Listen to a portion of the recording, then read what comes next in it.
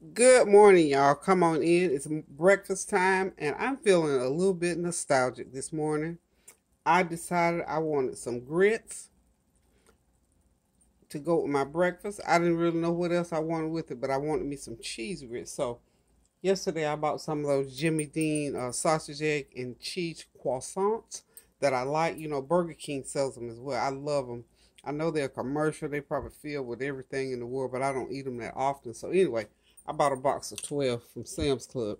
So, I knew I was going to have the croissant and a cup of coffee, but on the way back from Greenville, well, that's why I had to go early this morning to take my daughter to work. So, it's about a 70-mile round trip, and on the way back, I had time to think about what I wanted to eat today and how I felt and all this kind of good stuff. So, anyway, I got this feeling nostalgic about grits. I thought, you know what? I have not cooked a pot of grits maybe in a couple of weeks. And I don't cook them all that often, but I do love grits, and I especially love cheese grits with cream in them and my turmeric and salt and pepper. So that's what you see right there. That's my turmeric, salt, and pepper I already put in there. So I'm just going to stir them up. Gotta put some more water in them because let them sit there and get too thick. One thing about grits, if you start out right, see there, smooth them right back out. And you know, I told you I cooked my grits for quite some time, so I still got a few more minutes to go on these. So anyway, I got all my goodie in there except for the cheese. I don't put the cheese in until last because one thing about cheese, it has a liquid content. Once it breaks down and starts to melt, it'll make my grits watery. So I'm gonna cook those grits. They get nice and soft like I like them. So I'm gonna put the lid on. I'm going to cook them a little bit longer because they're not ready yet. And I'm going to have me some cheese grits with my nice croissant. See that? Isn't that good looking? All that cheese there's going to go in those grits. That croissant. Show you what's inside there. Egg, sausage. It's not the greatest thing in the world to be eating, but I'm going to eat it this morning because I feel like I deserve something special and off track this morning. So that's going to be my very special off track thing for breakfast this morning. The other thing that I'm doing today, I'm getting back to our talk that we started, looking at yourself one day at a time on a 24-hour clock. Uh, it's been a while. It's been over time since I should talk to you, but so many things have happened. We've even had another uh, hurricane to come through since we talked last. So we're going to get back to that talk. And as usual, I'm going to have my breakfast first and I'm going to come back and talk to you because I cannot talk and eat at the same time. I just have not mastered that because my chewing, it just looks like I'm just going to chew up the world. So y'all don't need to see that. And I don't want to get choked. Okay, so I'm going to finish up this breakfast. I'll show you what it looks like when I plate it up. Then I'm going to sit down, eat it, and we'll come back and have about a 10, 15, maybe 20-minute talk about looking at yourself one day at a time on a 24-hour clock. So hang on just for a second for me. Hey, y'all, I'm back. My breakfast is ready. I'm going to sit down here. I'm going to relax and enjoy this breakfast right quick. And then I'm going to come back and we're going to talk. Okay, what I got for breakfast is I got my good old cheesy grits. And they look real, real yellow because I've got turmeric in them. And, of course, you know what that is right there. Yes, salsa. Yep, I love the sauce. I eat it with everything. And, of course, I've got my nice little croissant here, my sausage, egg, and cheese, all nice and warmed up. And this is my little cup that I showed y'all last night that I bought from Food Line for 35 cents. It's not my favorite cup in the world. It's bright, bright yellow. Got my apple juice in there for my fruit for the day. I've got a nice cup of hot, hot um, coffee. And I've got half, I'll call it my half and half. Half caffeinated and half decaffeinated. So I'm going to sit back, relax, and enjoy this. And then I'm going to come back and we're going to talk about... we're going to pick back up on our subject of looking at ourselves one day at a time on a 24-hour clock. But before we do that, so when I get going later on, of course, I want to bless my food, but I also want to take this time to continue to pray for everybody who is still experiencing situations with the weather, people in Mexico, the people of Puerto Rico and Houston, all throughout this country, all throughout this world. So we just lift up a special prayer right now in the name of Jesus. We ask, Lord, that these people will be out of harm's way. And for those who have suffered injuries and deaths, Lord, we ask for strength to those families, to those individuals, Lord, that they will be fully furnished. Because, Lord, we know that you make no mistakes, and we yield to your will, oh God. And we just thank you right now for all those families and all those people who are praying for their families, can't get to them, whatever the case might be. So I'm going to turn the camera off right now, and I'm going to go ahead and have my breakfast, and then we're going to come back and we're going to talk about what I've been doing for almost 2 weeks.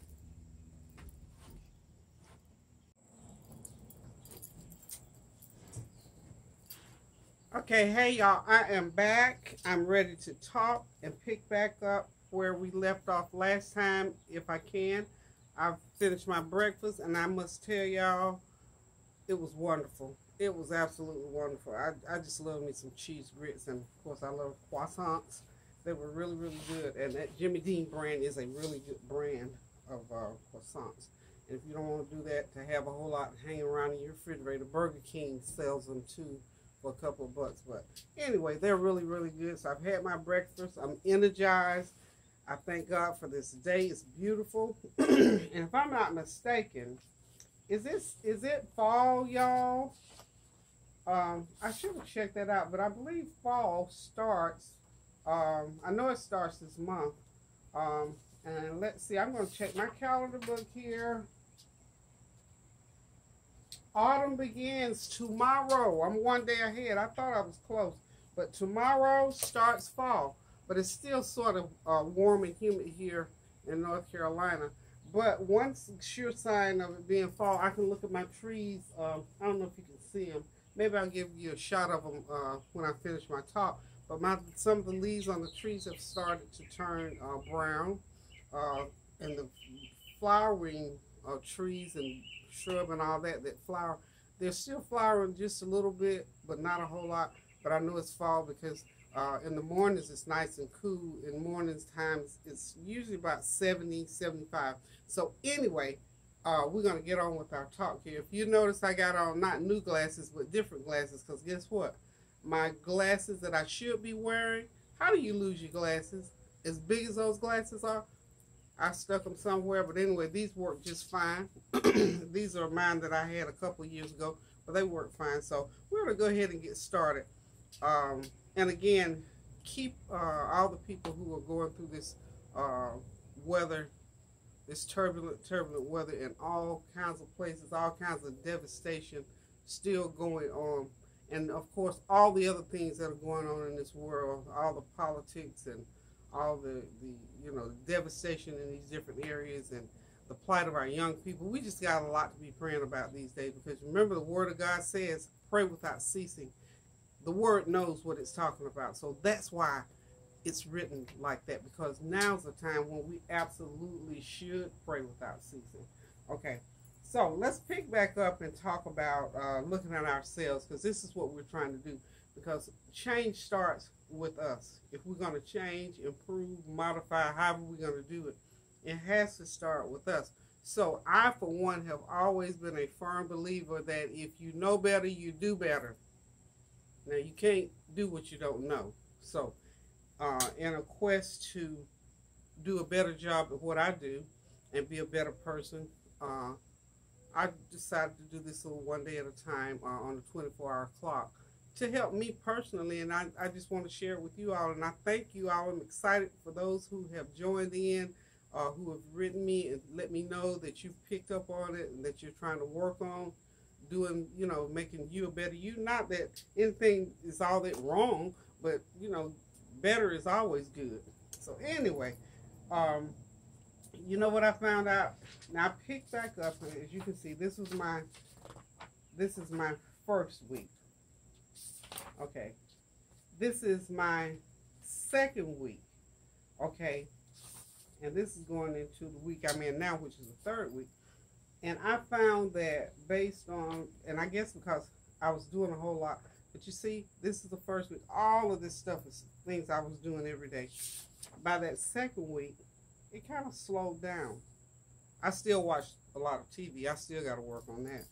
Um, but if you look, some things slowed down. One of the things that happened to me during this time frame toward the end was I have a back issue, and I was doing too much stuff. I did a lot of cooking for some things, and I just was on my feet too much, and I was at the office. I was ripping and running, so it took its toll. So one thing that I found out about myself is that no matter what all is going on, whatever gets interjected, whether I inject it into my life or whether I allow someone else to inject it, notice I said allow, I am still a creature of habit.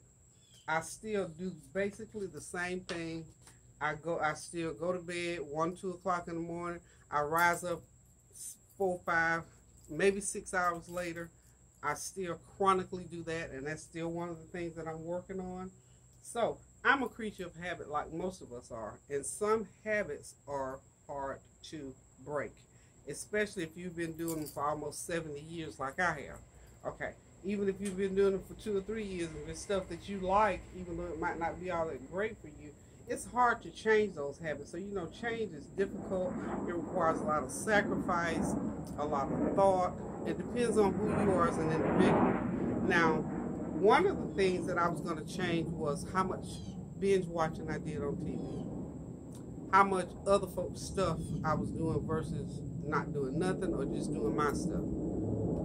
Forget it. I cannot do that because now I found that I let so much stuff get interjected into my life that I continue to do the same thing over and over and over and over again. So what I found out about myself in this second week especially, honey, I was basically doing the same thing over and over again, which means that I was still helping people. I was still taking in more than I should. I was still standing in that kitchen cooking too much. Those are habits that are hard for me to break. I'm still going to work on them because I know that I need to work on them. One thing that I'd like to say to you, especially if you are a person that's up in age, as my grandma used to say, or if you've progressed on, or if you got some kind of health issues, you have got to pay attention to your body. I get all my physicals, all my checkups, the meds that I have to take. I'll do that. However, you still have to pay attention when it comes to doing things. I am the world's worst. I'm preaching to myself as I talk to you and share this. It is difficult for me, I won't necessarily say to relax, but it's difficult for me not to do when I know it's something that I can do when there is a need. It could be a family member, it could be a close friend, it could be a neighbor, it could be somebody that I'm just, slightly know, whatever. I am a creature of habit when it comes to helping people. I firmly believe that in life, we all, at some point, we're going to need somebody to help us. I've had to have people to help me do things at times. Nothing grave or extensive. And the time that I experienced that the most, I think, was when I had my when I had the knee surgery. Up until that point, which was almost 3 years ago when I had the knee surgery, I'd always been this vibrant, go, go, go. I was the one that did everything, went everywhere, whatever. I was that person. And when I had to have the knee surgery, I had to downshift and know that some of those things you're going to have to depend on others. And guess who came through for me? My children. Yes. That's why I don't mind standing in that kitchen cooking for them. One of the reasons why I don't mind standing, they came in, they took care of me hand and foot. Tanya came in and worked from home. Tansy came over and she took me to my appointments. Tony hit me up on the phone, came by, visit, all of this good stuff. And I had friends call me and whatever. So all of those things that I was accustomed to doing for myself, I had to depend on someone else. So that's the other thing. One thing we have to put into perspective. We are not, some of us are stronger than others, but we're not superhuman. And there are times when we have to depend on others. So that's one of the things you need to know about yourself. You need to know that as we get older or as we have health issues, we have to yield to someone else's way of doing things. And I think, for the most part, that would probably be one of the most difficult things in life for a self-sustained person like me. I really had to, I really had to talk to myself about that. And then fast forward another year later, I had to have a back surgery. Same thing, but by the time I had this back surgery, honey, I was ready and I was able to lay back and allow my children to help take care of me. Didn't take advantage, but I appreciated it more in the sense of I didn't try to resist. So know that about yourself too, that when you need help, receive it, don't resist it, don't take advantage, but most certainly appreciate it. And I did, I really appreciated every single thing that they did for me. And that's what helps me and has always helped me to be able to do things for people freely. Because what I always used to think about, I said, I don't mind helping people. I'm not going to be used, but I don't mind helping people to do most things because I always think about, suppose one of my children needed help, or suppose I needed help. I would want somebody to help them. So I feel the same way to this day. That's why I opened up my nonprofit, because I thought to myself, there are a number of people out there, and at the time, especially young people, who need help. And they can't afford to go pay for that kind of help. Or they may not have that kind of help at home. They might not have that support. They might have parents who are divorced, separated, or whatever. Or some people have parents that are sick and ill and, on drugs in the street. Whatever the case might be, we all need somebody at some point in time. And so from that, I developed my nonprofit, which was something I wanted to do all of my life. So you see, because I am a creature of habit, because I am a person who likes to help, the underlying reason for doing that is because that is my nature. I had to let go of that nonprofit when my husband was ill, and eventually he passed away. And now just this year, a couple months ago, I've restarted that nonprofit because I was at home. I was just sort of taking life easy, adjusting to my husband not being here, adjusting to, healing from my health issues. But at the same time, I was doing things on a smaller scale. But it got to the point where I thought, Lord, you know what? I really need to open that office back. And my prayer was this.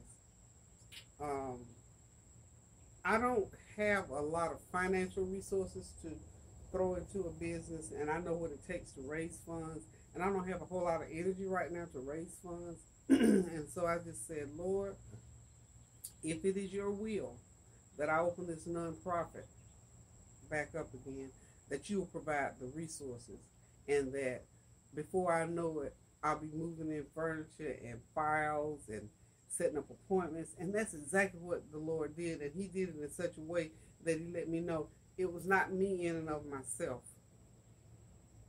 He let me know that. And he did it in a way that I never even thought of. You see, I knew I wanted to reopen. I knew I needed the resources.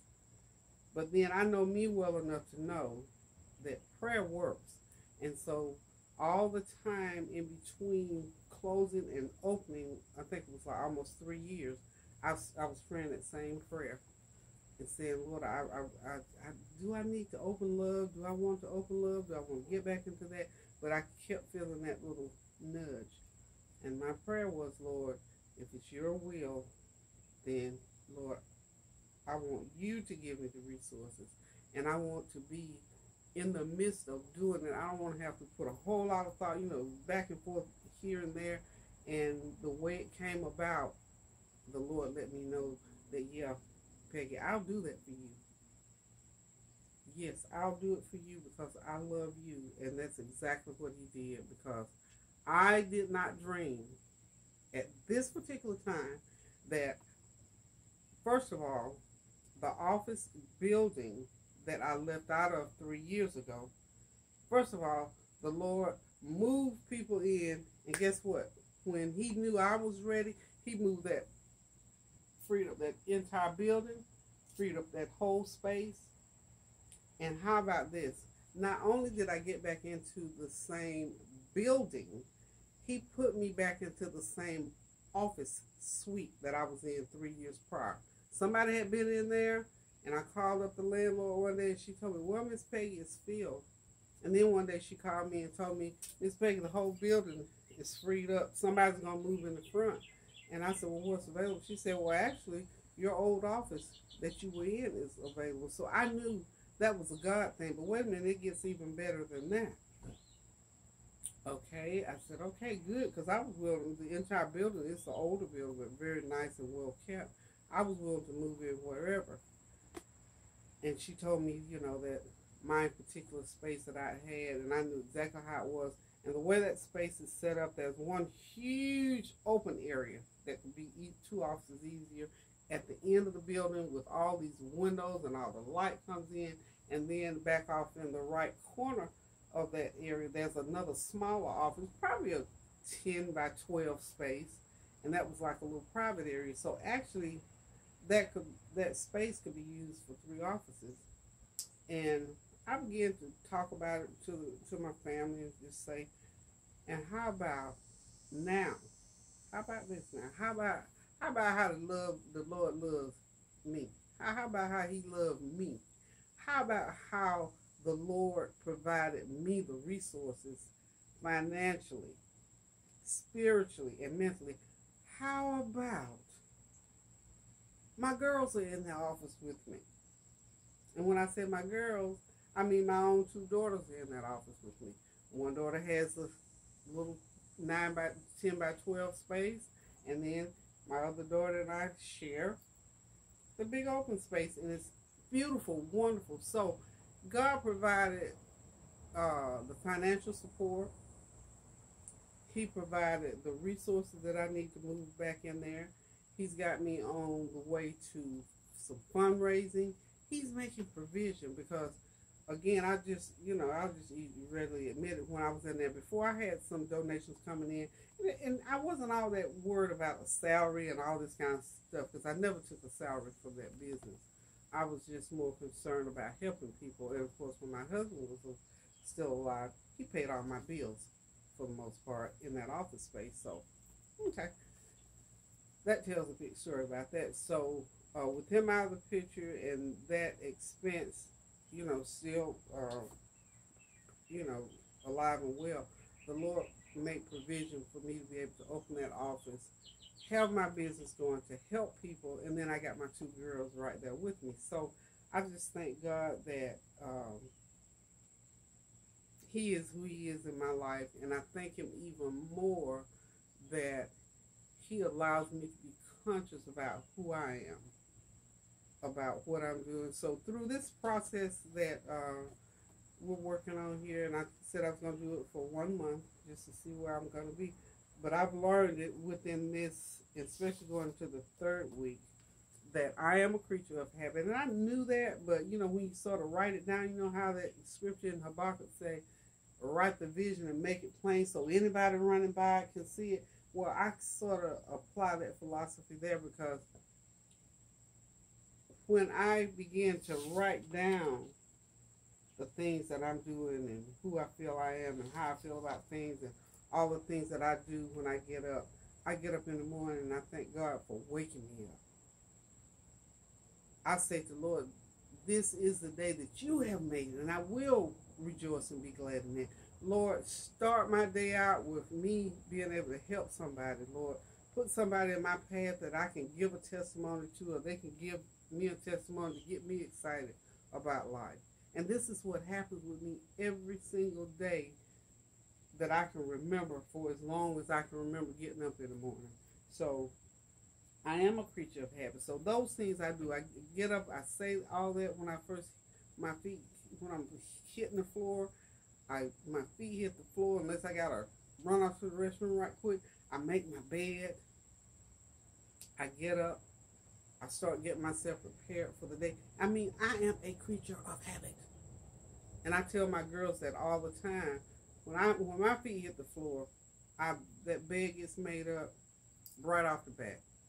I pray, and then my next thought is, after I get that done, I'm headed out the door to the restroom. Then I start getting myself prepared, brush my teeth, wash my face, get my hair done, start get ready to take a shower to get myself prepared. Because I never know who's going to, and people, I never know who's going to ring my bell or who's going to knock on my door or is going to be on that phone asking me to do something. So I like to be prepared. So those things about me, I know. And, you know, I guess it's almost like the innate things about you are those things that nobody can interrupt in your life. Now, and I've also learned this, even though I charted all this out, and I say, you know, I look at how much TV I watch. I've always been a TV buff, and so are my children, bless their hearts. I look at how much TV I watch, but most of the time when I'm watching, I'm in the kitchen, I'm prepping this, prepping that, moving this, moving that, I'm doing stuff. And every once in a while, I'll sit down and really just sit and binge watch. So I still binge watch TV.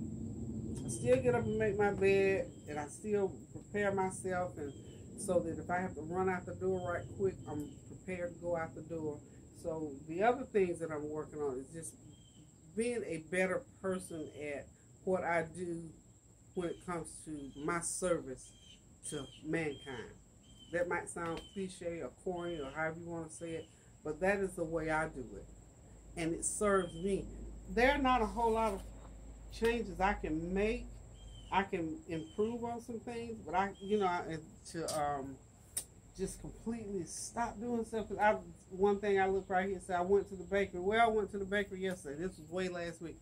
I go to the bakery maybe once a week or once every other week because they have that good bread and it's at a reasonable price, and the boys are usually here, so we do the hot sandwiches. I like my bagels. I like my raisin bread. So those things about me are not going to change. I didn't buy raisin bread yesterday, but I sure bought raisin bagels. So, it's still in there. I'm still making dinner for the world. I still cook most days. I still do that. But going into this, it was something that I had said, I'm going to stop cooking 5 or 6 times a week. I'm just going to cook twice. Forget it.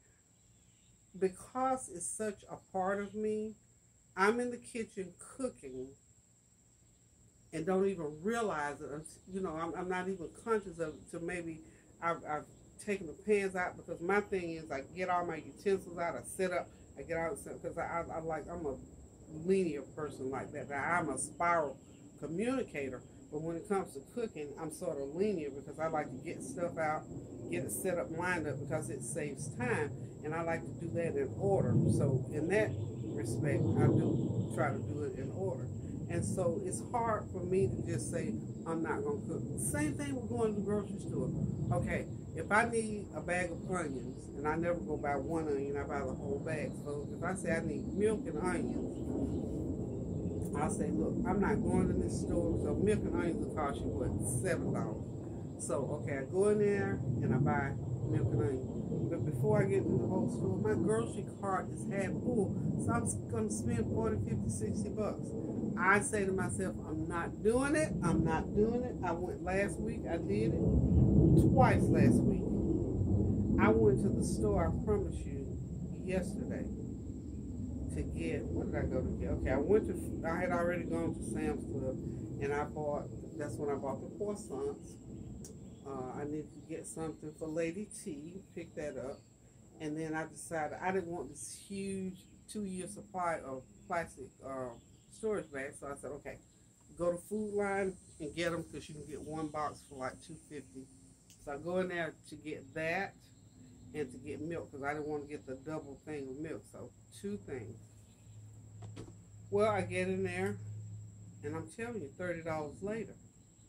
Because when I'm walking through, because food is always on my mind. So if I see a package of nice meat that looks good, if they got it on sale, they got salmon on sale, and I grab some salmon, I grab some more chicken, because I'm always cooking chicken. So there I come out the store. I went in there to spend maybe $7. Oh, Kareem loves root beer. Root beer, barge root beer, and then that was another one that was some kind of an old family recipe. They're expensive. So guess who makes root beer now? Food Lion. Went back there, and so I bought a case of Food Line root beer for like $2.50 for 12 cans. Now I don't drink soda except root beer, so we're on a root beer kick now. So when it comes to purchasing, I said all that to say this: I am so in the habit of going in the grocery store, always buying a lot of food and condiments and whatever. And I bought these little wood skewer things that you stick in corn or that you make shish kebab. I bought some of that. I bought that yellow cup. I mean, just on stuff. Those habits are hard to break because before I knew it, by the time I got to the cash register, I had all this stuff in my cart. So, how important is it that I break those little habits? I don't know. I guess if I had a reason not to, I wouldn't. So if I come up with a reason not to purchase and do stuff like that, I won't. But again, I am a creature of habit. And I bet you anybody that's following this, you will see, unless you are good enough now, you might be able to say, okay, I'm going to stop doing this week. I'm not going to ever do it again. I haven't gotten there yet. But I do tell you this, I do what I do and I enjoy what I do. And I used to tell my husband, because I love clothing. I love fashion. And he would say to me, Peggy, you don't need another stitch of clothes. I said, I know I don't, but I want it because I like it. But I will never go out and purchase something that will put us in harm's way financially. Would never ever do that. So even with these small things, I said I was going to stop the grocery shopping, stop all the cooking. I haven't gotten there yet. Because I'm telling you, even with cooking for the show, I had said I was going to only cook twice a week and on Sunday. But how many meals have I prepared this week already? And today is just Thursday. So, those kind of habits are hard to break. But we can still look in that mirror.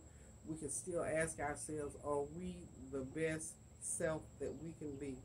Is there something that I need to change about me or to do different to make my life easier, to make somebody else's life easier, or just to be a good person? I mean, maybe nobody's involved right there at that particular level, but it just makes me feel good to know that I've done the best that I could do to accommodate somebody else or to do something for myself. Because let me tell you now, I love me. I'm going to tell you now, I'll tell folk all the time, I love me some Peggy Howell. You know why?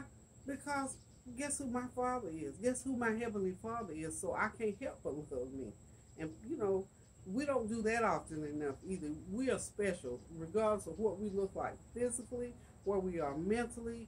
The one thing that runs true for everybody that's living and breathing, even people that have gone on to glory or wherever they went, we were made by one Father. And I think that's awesome. So I think from that, we could say that we are awesome people. Love yourself. Be good to yourself. Be kind to yourself. Even that little 35-cent cup there, I thought, you know what? I like that little cup. I got glasses in that I paid $20 a piece for, but I like that little 35-cent cup there. It's my new favorite little cup. Because I like feeling good about what I do. And it doesn't have to be on any grand scale, because there was a time when I could not just splurge and go and buy and do anything that I thought I want to do. So throughout my life, I've always been able to say that I kind of like this old girl right here. And you know what? It makes you feel so much better when you love you.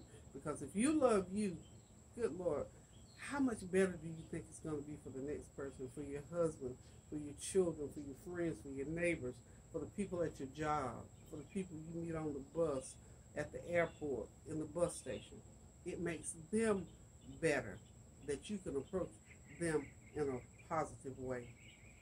Because the Word of God again says, a kind word turns away wrath. And we have to take that at face value and know that it means wherever that wrath is, if you can walk away feeling good about it, then you've done quite something that's great, where God tells us to love one another as He loves us.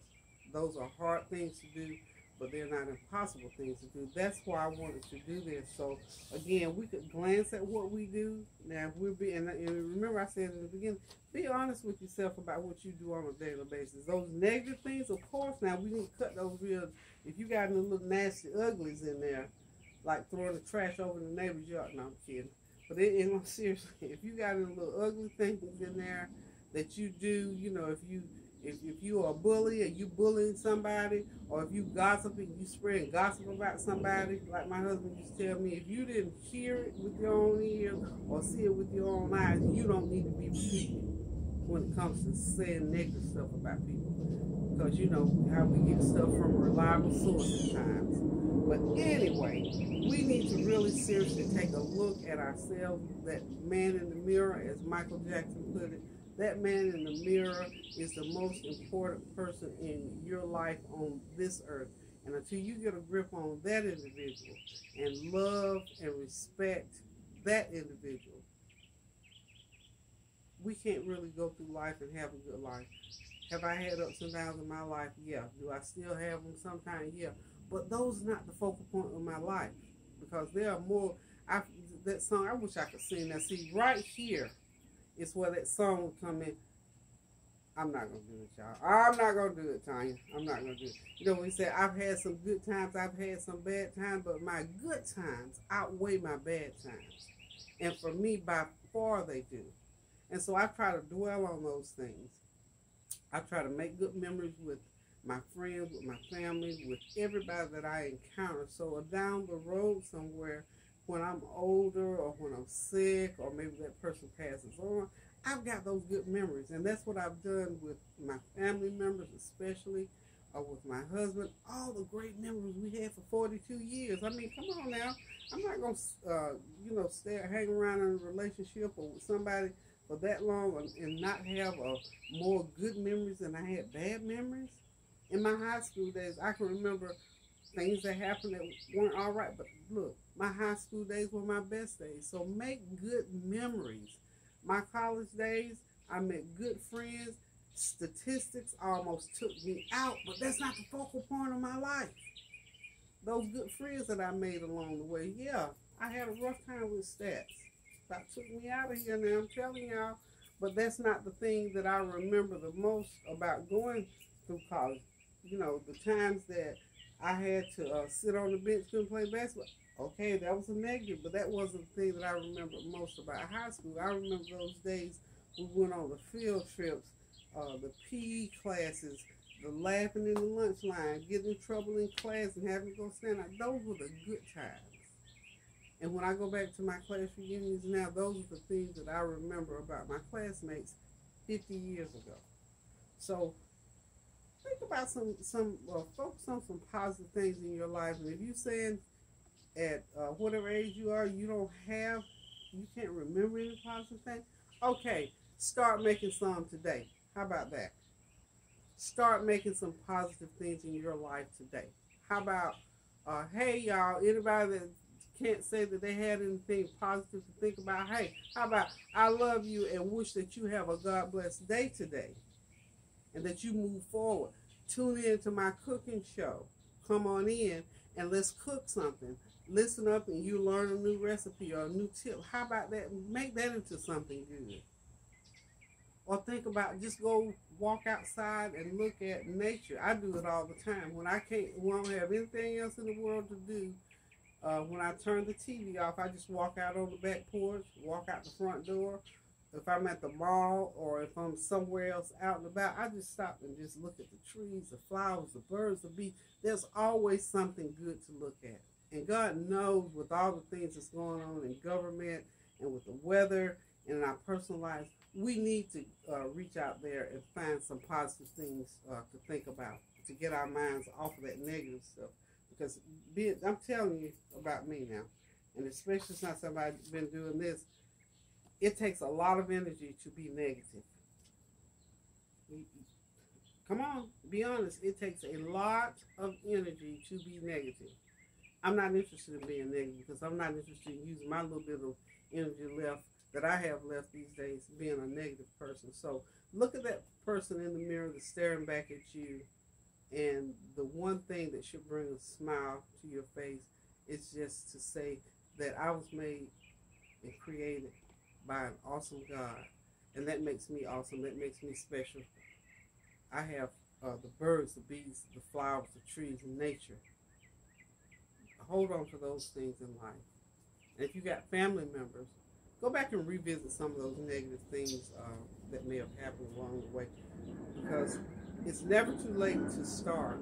Today is a good day to start. So, okay, I'm going to cut it right here, and I'm going to go ahead and this third week, I'm into it, y'all. I got to backtrack. Well, I'm up to Tuesday. Wednesday, yesterday I had a full day, so I got to sit down and jot all that stuff down. And by the end of the week, honey, I would have done a whole bunch more stuff. So keep on writing and journaling. Keep on looking in the mirror. Find those things that are in there that are positive. Find that silver lining, pull it out, and enjoy your life. So until next time, keep on looking at your life one day at a time on a 24-hour clock. I love you. Toodaloo.